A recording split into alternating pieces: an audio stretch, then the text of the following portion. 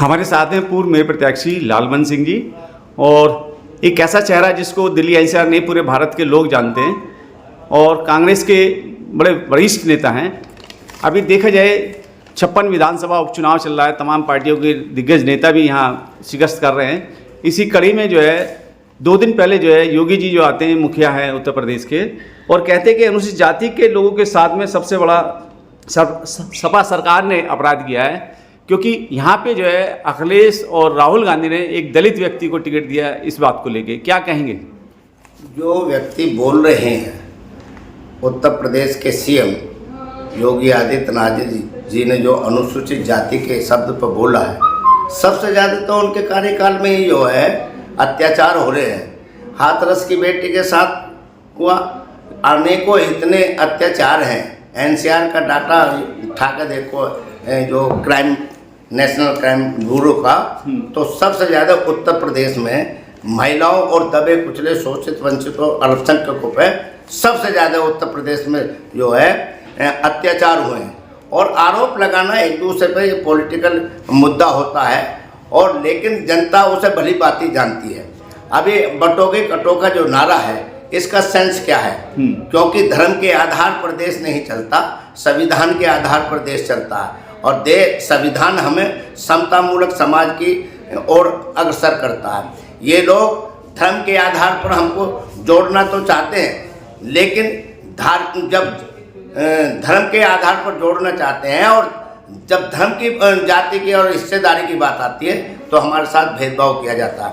माननीय अखिलेश यादव जी ने जो पीडीए का कार्ड खेला है, बहुत ही सराहनीय और बहुत ही बेहतरीन है, क्योंकि अब तक गाजियाबाद विधानसभा पर समस्त पार्टियों ने जो है स्वर्णों को और सामंतीवादी विचारधाराओं को जो प्रत्याशी उतारा, लेकिन पीडीए के आधार पर हमेशा समस्त पार्टियां जितने भी जो है प्रत्याशी उतारती हैं, वो एससीओ को, अनुसूचित जाति एससी एसटी को जो है तभी उतारते हैं जहां आरक्षित होती हैं। और सामान्य पर जो है माननीय अखिलेश यादव जी ने जो ये कार्ड खेला है, बहुत ही बढ़िया है, क्योंकि गाजियाबाद 56 विधानसभा क्षेत्र में जो है आधे में मुस्लिम और जाटो समाज का लोग रहते हैं, और समस्त बाकी में जो है समस्त धर्म के और जाति के लोग रहते हैं। तो यदि जाटो समाज जागृत हो गया और मुस्लिम समाज जागृत होगा, तो मैं निश्चित कहना चाहता हूं कि सिंहराज जी यहाँ के विधायक 1 से 1 लाख % बन के रहेंगे। उत्तर प्रदेश सरकार में मंत्री हैं असीम अरुण, एक चर्चित नाम है, जो कहते हैं कि सपा ने सोचा कि 2-3 संगठनों को मिला के वो कहीं ना कहीं जो है लोगों के साथ छलावा करके जो है चुनाव में जीत हासिल कर लेंगे। क्या उनका ये बयान उचित है? नहीं, उचित तो नहीं है।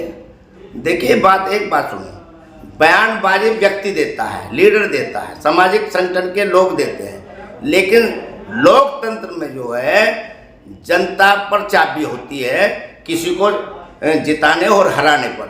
आज जनता भलीभांति जान चुकी है कि धर्म के आधार पर, जाति के आधार पर और कैपिटलिज्म के आधार पर जो देश पर कब्जा किया जा रहा है, और समस्त सिस्टमों पर कब्जा कर जो अत्याचार अन्याय किया जा रहा है, लोकतंत्र की जो हत्या की जा रही है, उसका भली भांति अब जो जवाब देने जा रही है जनता।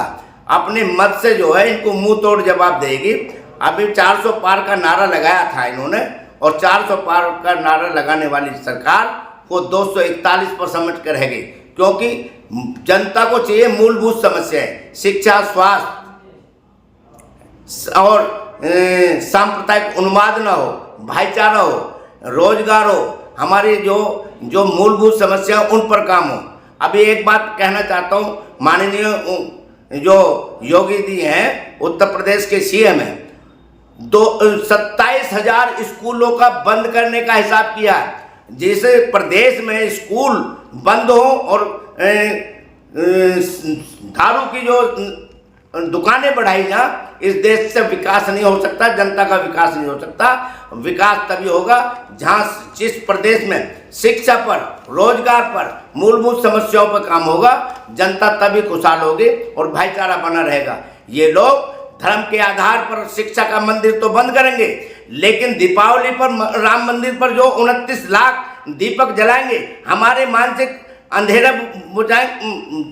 अंधेरा फैलाएंगे मानसिक में, और भाई ये उजाला करेंगे। ये जो इससे देश से उन्नति और प्रगति नहीं हो सकती। विकास मानसिक प्रकाश से ही देश की उन्नति होती है। अच्छा, आपके नज़दीक में एक विधानसभा पड़ती है लोनी विधानसभा, जिसके विधायक हैं नंदकिशोर गुर्जर। बड़ा महत्वपूर्ण सवाल है, आप इसको गौर से सुनिएगा। सपा सरकार में प्रदेश में अपराधी हावी रहते हैं।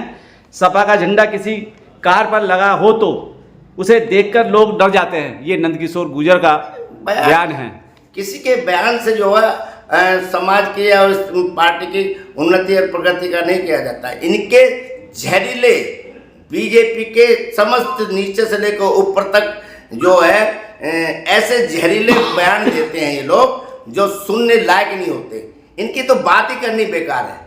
मरोगे तो कटोगे यार, जूते मारो, डैश डैश दुनिया भर के ऐसे बातें करते हैं और इन चीज़ों से जो राजनीति नहीं होती। राजनीति मूलभूत समस्याओं पर होती है, उन पर ध्यान देकर काम किया जाए। और इनके जो बयानबाजी हैं वो जहरीले बयानबाजी है। इनके हम क्या उत्तर दें इन बयान पर? क्या लगता है, आपने खुद एक मेयर का चुनाव लड़ा और जो है इस समय दलित मुस्लिम का एक बड़ा बाहुल्य क्षेत्र जो है इस विधानसभा 56 में है, सिंहराज जाटव को किस नजर से? 1 से 1 लाख% जो कि समाज के अंदर अब जो है एक जागृति हो गई है। वो जागृति ये है कि सामान्य सीट पर एससी को देना ये अपने आप में अभूतपूर्व कार्य है। और जनता यदि इसको कर दिया तो तमाम जो ये भ्रांतियां हैं कि आरक्षित पे देना का काम करती हैं, तो जहाँ जिस क्षेत्र में बहुजन हिताय होता है उसके आधार पर दिया जाएगा, तो सबकी भागीदारी होगी। क्या लगता है, जिस तरीके से जो है अखिलेश और राहुल गांधी ने यहाँ एक गठबंधन के प्रत्याशी दलित को बनाया और तमाम जो है नेता जो है भाजपा के, चाहे वो मुख्यमंत्री केशव प्रसाद जी हों या मुख्यमंत्री योगी जी हों या इसके अलावा 8 से 9 मंत्री और यहाँ इस क्षेत्र में लगाए गए, क्या लगता है कि भाजपा की पैरों के नीचे जमीन निकल रही है और सीट भी निकल रही है? बिल्कुल। इससे तो जो है अंदाजा लगाया जा सकता है कि तमाम अमली जामा यहाँ पड़ा है, तो उस चीज़ से आप अंदाजा क्या लगा सकते हैं। लेकिन कितना भी आ जाए, चाबी तो जनता के हाथ में है।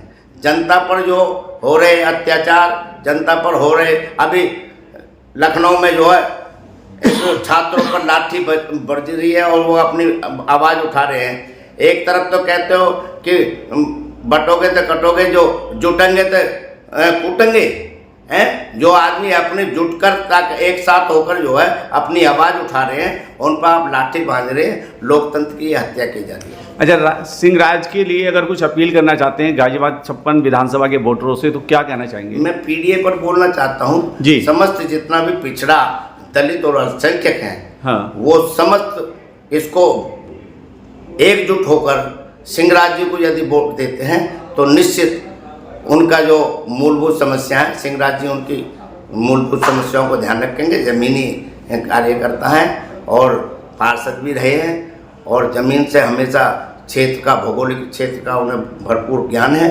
और जिस समाज से वे आते हैं उनके साथ जितनी भी जातियाँ होती हैं, जितनी भी अपेक्षा उनके खिलाफ जो भेदभाव किया जाता, उनकी बाकायदे आवाज़ उठाते हैं वे और उनके लिए लड़ाई भी लड़ते हैं। तो इसलिए मैं जितने भी दलित, पिछड़ा और अल्पसंख्यक हैं उनसे निवेदन करता हूं कि वे लोग बढ़ चढ़ कर जो है सिंहराज जी को वोट दें और उन्हें विजयी बनाएंगे तो हमारे बीच का आदमी होगा तो हमारी बात भी समझेगा।